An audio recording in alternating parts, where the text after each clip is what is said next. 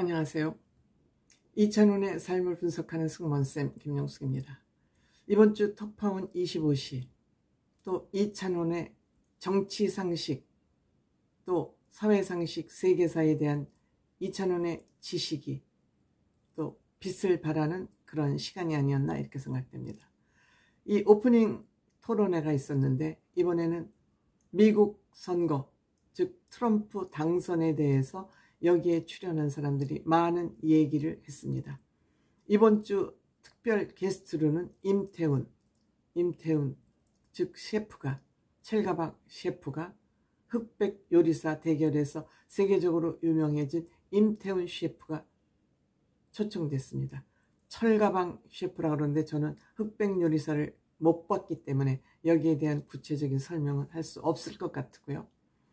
우선 미국 트럼프가 대통령이 되자 세계는 경제 문제는 어떻게 될 것이며 세계 정세는 어떻게 될 것인가에 대한 염려를 하고 있기 때문에 미국 국민들은 강력한 후보를 선택했다. 그렇지만 여론조사에서는 다 틀렸다. 그렇기 때문에 여론조사는 그냥 여론조사일 뿐이고 믿을 수가 없다. 이렇게 나오자 이찬원 씨는 정치 분야 전문가인 것처럼 경합지역, 미국의 경합지역을 다 외우고 있고 알고 있고 거기서 트럼프가 우세해서 대통령이 된 것 같다. 이런 정치평론가 정도의 또 본인 상식을 드러냈습니다. 민주당은 신뢰를 상실했고 많은 국민들에게 실망을 줬고 갑자기 후보 교체가 됐고 해리스 역시 능력의 한계를 보여줬다. 그래서 갑자기 이민자들이나 여성들의 지지도 받지 못했다. 여기에 이찬원 씨는 방위비 문제가 또 나오자 핵심 주제다. 이것은 지금 미국과 한국의 앞으로 트럼프와 우리 정부가 밀당을 해야 될 핵심 주제다. 근데 이것을 트럼프는 협상 고리로 이용할 것 같다. 그러면서 말은 세게 하지만 이건 자기에게 유리한 결과물을 얻기 위한 거기 때문에 이찬원이 분석하기로는 트럼프와 말의 행동은 다르다. 그렇기 때문에 지켜봐야 된다. 이런 얘기를 했습니다. 전문가다운 논평이라고 저는 생각됩니다. 우크라이나 전쟁 종식은 어떻게 할 것인가 이것 또한 두고 봐야 된다고 생각이 됩니다. 또 임태훈 이 셰프는 한강시가 있는 그 노상동 바로 맞은편에 식당이 있다고 합니다. 그러니까 이웃사촌이죠. 그래서 한강시 수상이 알려지자마자 임태훈 씨가 또 인터뷰한 것이 화제가 되기도 했습니다. 이웃사촌이기 때문에 가장 먼저 세계적인 스타가 된 임태훈에게 달려가서 명상을 딴 것 같습니다.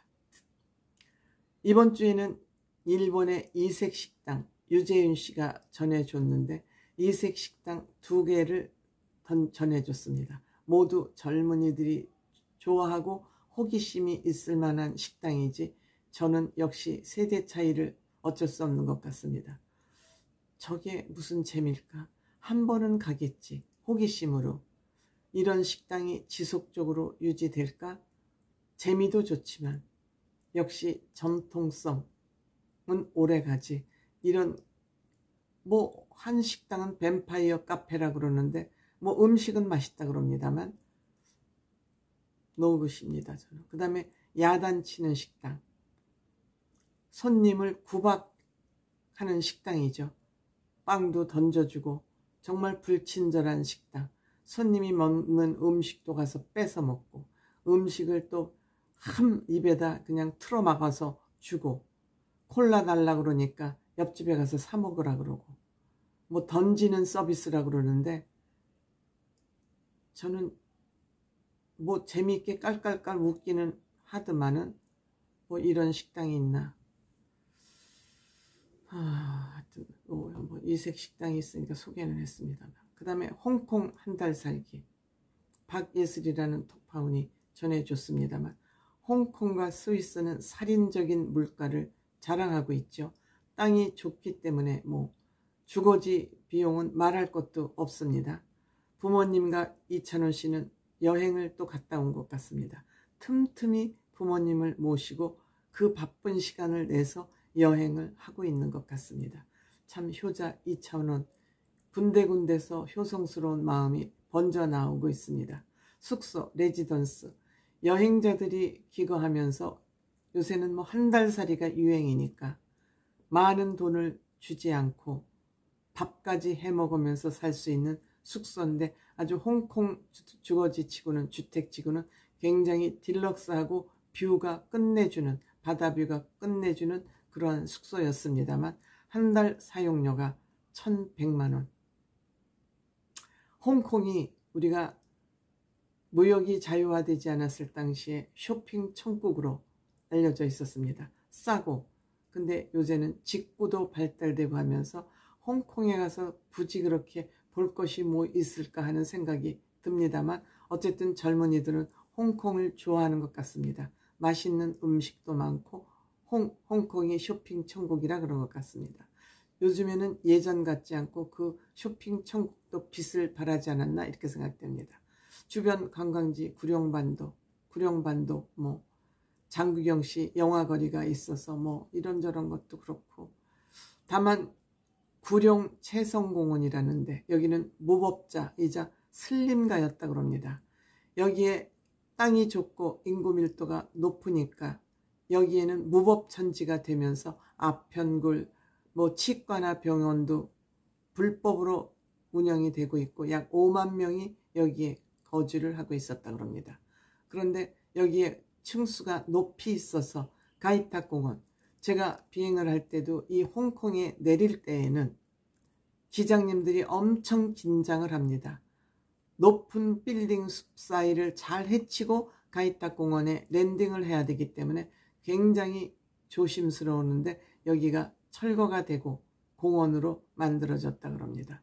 뭐 2층 버스, 홍콩의 2층 버스 유명하죠. 영국의 2층 버스가 유명하기 때문에 그대로 영국 통치로 있었기 때문에 그렇겠죠. 어쨌든 음식 먹으러 뭐 또 가는 그 버스 안에서 원딤섬 줄 서서 먹어야 되는 걸 거기서 편안히 먹을 수 있다고 그러고 뭐 대관람차 야경 보고 저는 뭐 이 영상을 보면서 크게 공감 가지 않았던 영상인 것 같습니다. 그 다음에 미국 테네시주 자연, 문화, 역사, 교육의 도시라고 그러죠. 도시라 그럽니다. 이 사람들 엘비스 프레슬리 여기에 박물관이 있는 것 같습니다. 캐딜락, 그 유명한 캐딜락이 여기 전시가 되어 있고 테일러 스위프트, 이 재산이 몇 조가 된다 그러죠. 지금 몇 조가 되는 이 테일러 스위프트도 여기 전시가 되어 있습니다. 벤조를 메고 왔노라고 그 악기도 여기에 기증이 되어 있고 우정 팔찌를 통해서 서로 소통하는 그러한 좀 컨셉을 가지고 있는 테일러 스위프트.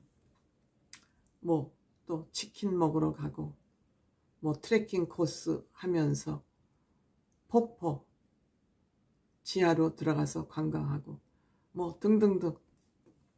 이번 주 영상은 전반에 있는 사전 토크 말고는 저에게는 크게 관심이 없었고 이찬원 씨 또한 이런 정치나 사회 문제, 세계 정세에 관심이 많았다 하는 것 이외에는 저는 크게 흥미는 없었던 것 같습니다.